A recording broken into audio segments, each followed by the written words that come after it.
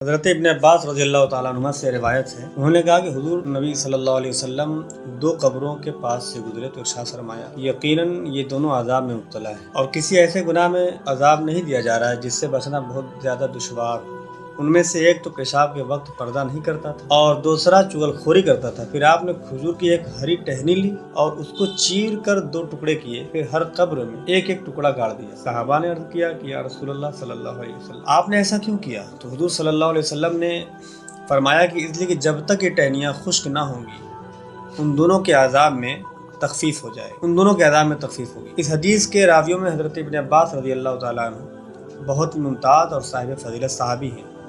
یہ حضور علیہ الصلوۃ والسلام کے چچا حضرت عباس رضی اللہ تعالیٰ عنہ کے فرزند ہیں۔ ان کا نام عبداللہ اور یہ دور صحابہ کے سب سے کم عمر مفسر ہیں۔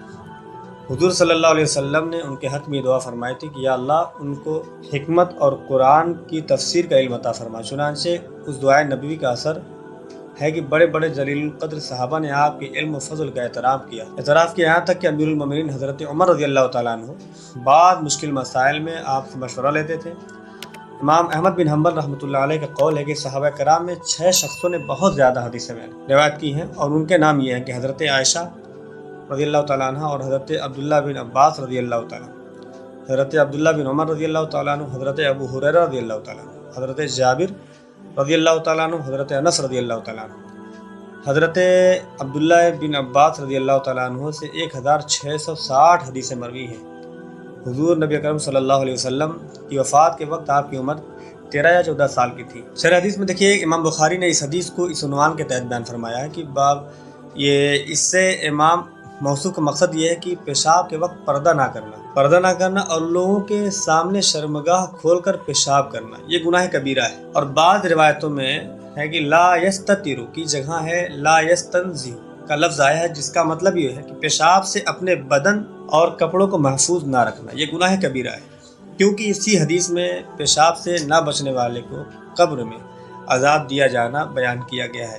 اس لیے یہ ثابت ہو گیا کہ اپنے بدن اور کپڑوں کو پیشاب سے نہ بچانا اور یہ گناہ کبیرہ بھی ہے اور باعث عذاب بھی ہے۔ گناہ کبیرہ کون کون ہے اور گناہ کبیرہ کون ہے اور کتنے ہیں، اس میں اختلاف ہے۔ حضرت ابو ہریرہ رضی اللہ تعالیٰ عنہ کی روایت ہے جس کو امام بخاری نے روایت کیا ہے۔ اس سے پتہ یہ چلتا ہے کہ گناہ کبیرہ کی تعداد 7 ہے اور وہ یہ ہے کہ شرک، جادو، خون ناحق ہے، سود خواری اور یتیم کا مال کھانا، جہاد کفار سے بھاگ جانا، پاک دامن مومن عورتوں کو زنا کی تہمت لگانا۔ یہ 7 گناہ وہ ہیں جن کے بارے میں حضور اکرم صلی اللہ علیہ وسلم نے یہ فرمایا کہ 7 ہلاک کر دینے والے گناہوں سے بچو، اور حاکم کی روایت میں ہے کہ گناہ کبیرہ کی تعداد 9 اور بعض روایت میں اس سے زیادہ ہے بھی بتائی گئی۔ اور حضرت ابن عباس رضی اللہ تعالیٰ عنہ سے کسی نے کہا کہ کیا گناہ کبیرہ 7 ہی ہیں؟ تو آپ نے فرمایا کہ گناہ کبیرہ کی تعداد 700 تک ہے۔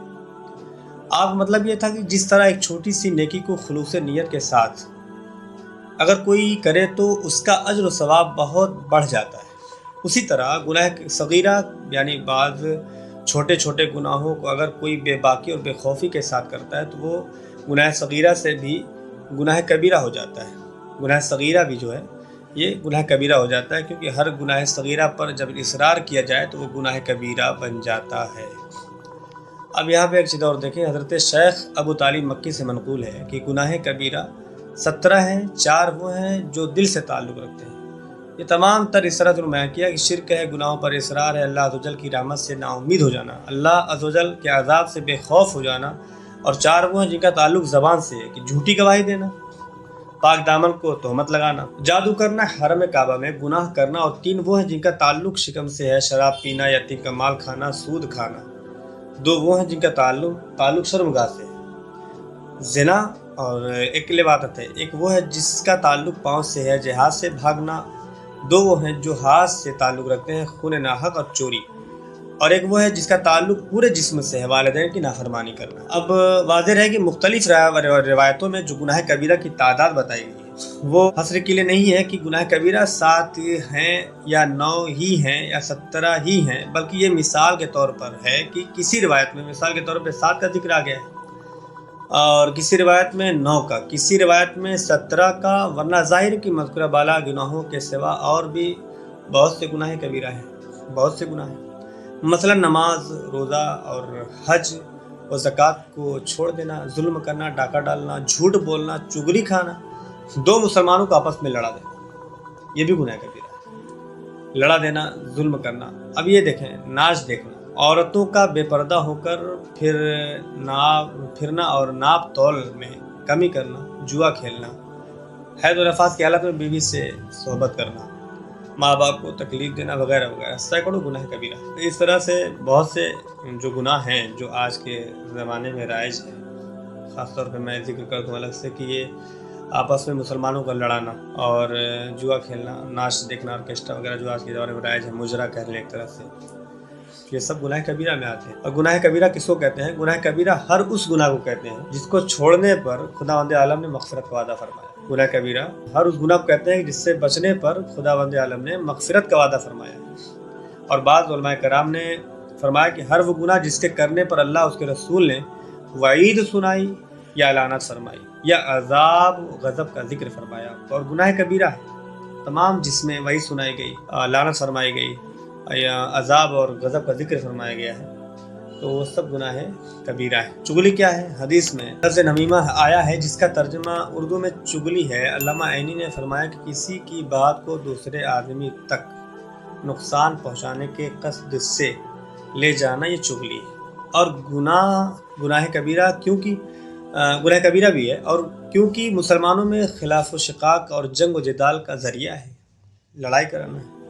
ایک تو چغلی کرنا ایک گناہ خود ہی ہے گناہ کبیرہ، کہ کسی کی بات اٹھا کر کسی کے پہنچا دینا، لڑائی ہو جائے تو مسلمانوں کا آپس میں لڑانا بھی گناہ کبیرہ ہے۔ اور دوسری بات ہے کہ نجاستوں اور گناہوں سے بھی بچو۔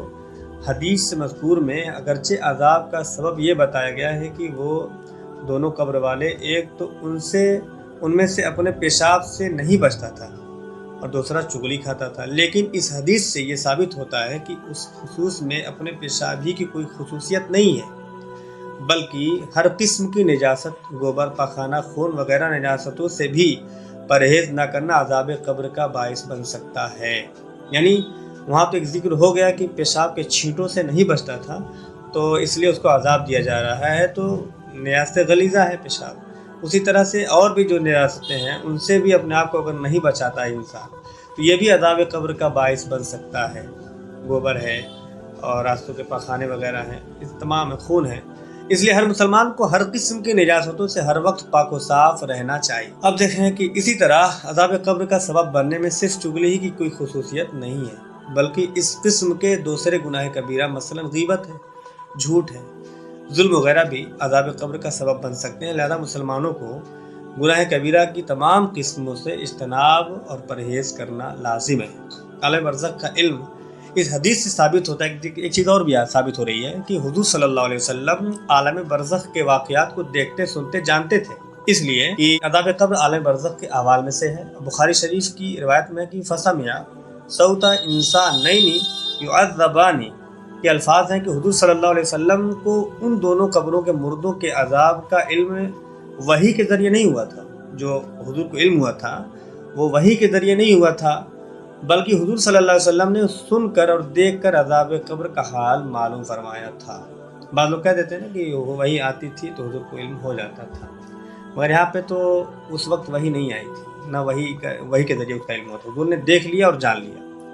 اس سے پتہ چلا کہ حضرات انبیاء کرام علیہ السلام کے دیکھنے اور سننے بلکہ ان کی تمام قوتوں کو عام انسانوں کی طاقت اور جسمانیہ اور بدنی طاقتوں پر قیاس نہیں کر سکتے۔ ہم عام انسان چیزوں کو اپنے حواس ظاہری یعنی آنکھ، کان وغیرہ سے دیکھتے سنتے ہیں، اور حضرات انبیاء علیہ السلام اپنی باطن قوتوں سے دیکھتے سنتے ہیں۔ اللہ اکبر! کہاں ہمارے ظاہری حواس اور کہاں انبیاء علیہ السلام کی باطنی قوت ہے؟ کیا نسبت ہماری! تو اس سے بہت سی چیزیں نکل کر ایک حدیث شریف ہم نے صرف پڑھی، ایک حدیث شریف پڑھی تھی، اور اس سے اتنی باتیں نکل کر سامنے آتی ہیں۔ تو ہمیں بھی چغلی ہے، پیشاب کے چھینٹے ہیں اور نجاستیں ہیں، بہت سی نجاستیں ہیں جو راستے میں ملتی ہیں، تو ہم کو بچنے کا حکم بہت ضروری ہے، بچنا چاہیے۔ اور جب بچیں گے اس چیز سے جو اللہ کے رسول علیہ السلام نے فرمایا کہ ان دونوں کو عذاب جو ہو رہا ہے وہ صرف اس لیے ہو رہا ہے کہ یہ پیشاب کے چھینٹوں سے نہیں بچتے تھے یا پھر پیشاب کے وقت پردہ نہیں کرتے تھے، اور دوسرا ہے کہ چغلی کرتے تھے۔ ان دونوں گناہوں سے بچا جائے تو عذاب قبر سے ہم محفوظ و معمون ہو سکتے ہیں۔ اللہ تعالی ہمیں اس طریقے سے زندگی گزارنے کی توفیق عطا فرمائے۔